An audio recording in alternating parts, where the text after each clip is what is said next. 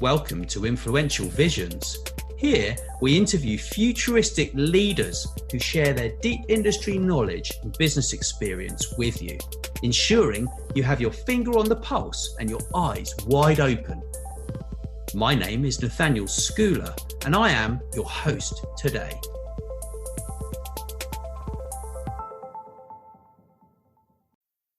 It's super to see you, Nicolas. And for anyone who's not familiar, this is Nicolas Babin, and he's worked all over the world. And today we're gonna discuss about feedback, giving feedback, and why feedback matters.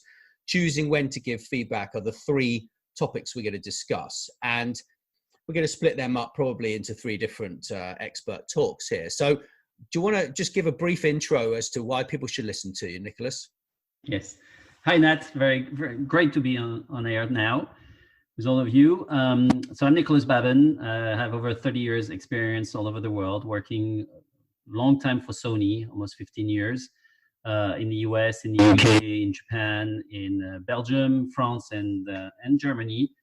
Now I'm back in France, consulting for companies big and small. I work for Huawei as a key opinion leader around artificial intelligence. And I also work for a lot of startups. I've created 21 startups in my life, done a lot of fundraising as well. And so giving feedback is a great subject for me. It's not easy though, is it? Like to give feedback. I think it's an emotional thing, isn't it? It's managing to, because you're always very good at that. I never see you kind of flustered, because we've worked together probably for over a year, I think now. Yeah, and absolutely. I've never seen you flustered. Perhaps you have been flustered, but you've never showed me that you're flustered, because, you know, I give you feedback and you give me feedback, right? Yeah. But like when you are more senior than people, how is giving feedback done? So giving feedback is very important as long as you keep the emotions away. What's really important is you're giving feedback about a fact. So you have different types also of feedback, because different cultures will take feedback differently. I've worked a lot in the US and in the UK, and it's true that it's easier to give feedback in those countries because the culture allows it more, in the sense that you do something that's good, then people will tell you it's good. In France, I have rarely, I'm saying very, very rarely seen somebody saying, great job. It's really, I'm really pleased with what you've done. In the US, for the French, the US is a country where it's done too much, so it has less credibility. In France, for somebody to tell you you've done a very good job, it means that, yeah, wow, that's been absolutely amazing. So giving feedback is cannot be emotional, because you need to put yourself in the other person's shoe. So if you're face to face, which I always like to do rather than doing it over a phone or over a computer, but if you're face to face, at least you know you're in the same type of environment, and you can control the way the other person will react to your feedback, which is easier. Sometimes I've had bosses, especially in Japan, calling me and giving me their feedback with poor English, and that's also another very important point. When you give feedback, you need to make sure that people have the same level of understanding than you. So if English is not their mother tongue, you need to put yourself at their level. So giving feedback is really important to understand that two people are hopefully in the same room, same environment, same level. And it's not for them to put themselves at your level. It's for you, the person who gives the feedback, to be at their level. Once you do that, and you keep the emotions away, because it's only about work, you're not going to tell the person, I don't like your dress today. So it's not that type of feedback you give anyway. Somebody telling me, I don't like it because you're bald. No, that doesn't work. What's really important is that you say, look, we've had this project. You know, we all agreed that this is the way to go for the project. At one point, you told me that you wanted to go that direction. This is the results we got. Fantastic, because it's over my expectations, or it's under my expectations. What could we have done differently?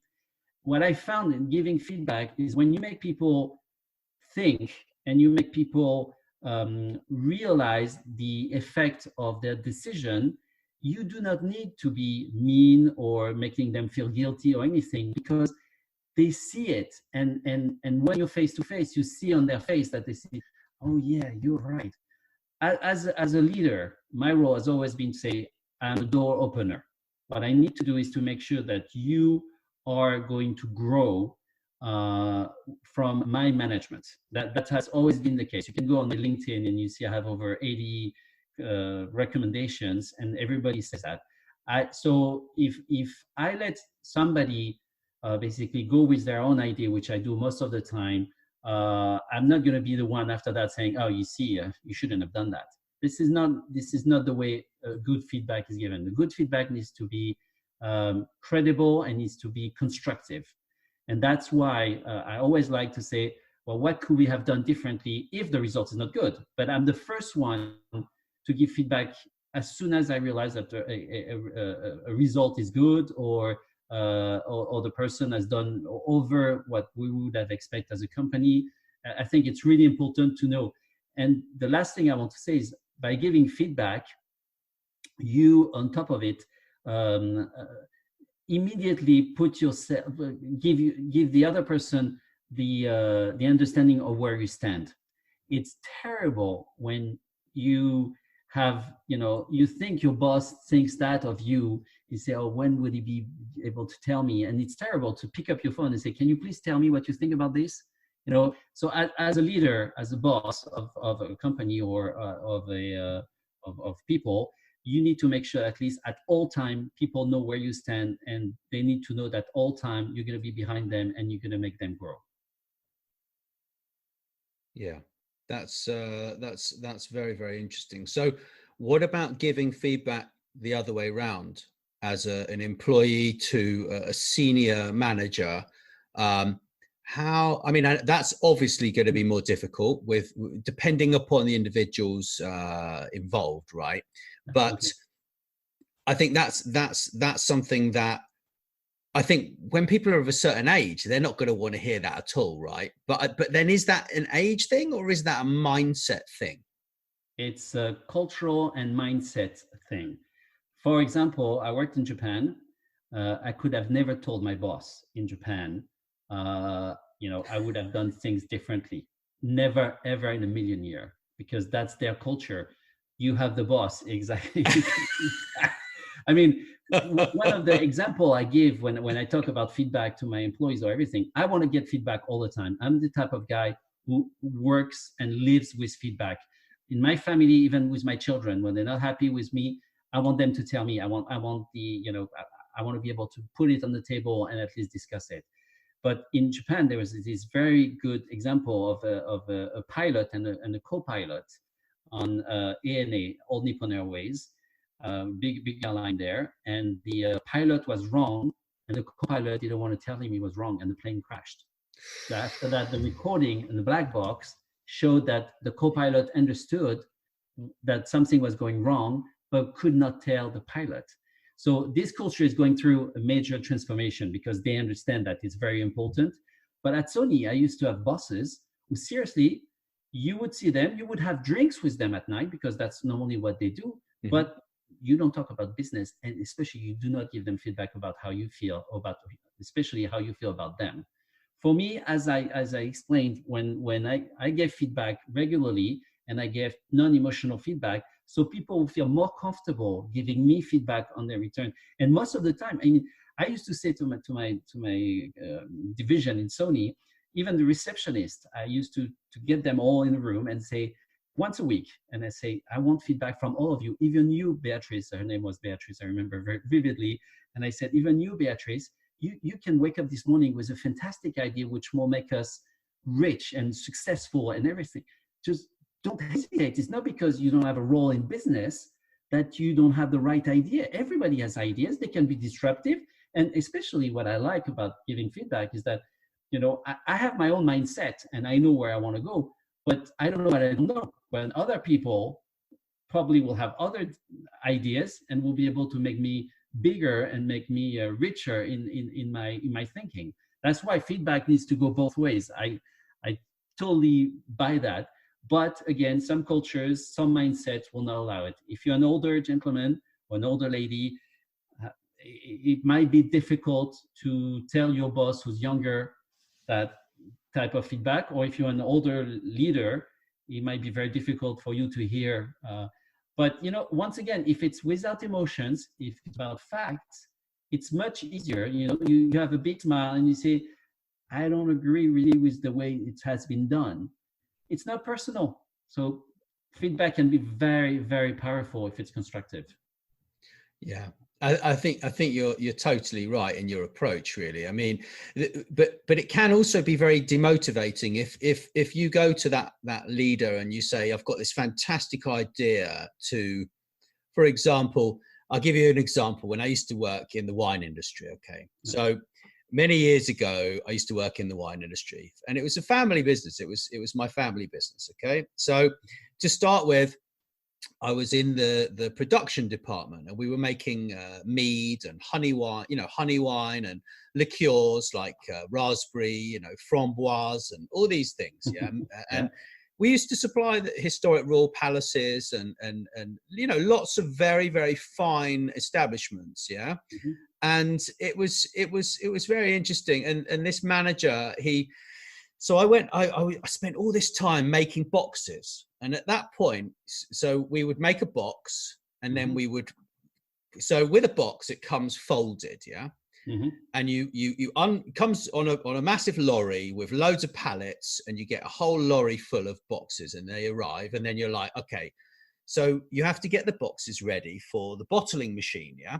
Yep. So we got these boxes, and so happens that day I was making boxes for the next day, where I would go and work on the production line at the end of the line and fill the boxes and then move the boxes, not automated. Yeah. All right. We had a bottling line, which was automated, but the rest of it was quite manual. The bottles came in, and like in France, right? Like you put the bottle exactly on the process. yeah. Not quite as, old school as some of the French vineyards, I'm sure. Right. But it was state of the art, apart from you had to do some of this manual work. So these boxes came in, and I was folding them. And weeks later, I was thinking there must be an easier way. Like I'm folding this box, and then I'm folding the innard, and then I'm putting the innard in the box, and then I'm turning it up the other way. And then, I was sticking the tape on the bottom. And I was like, there must be an easier, faster way to do this. Surely you can buy boxes that already have an innard inside the box when they get delivered, right? Like this is a no-brainer, yeah? Like, come on, right?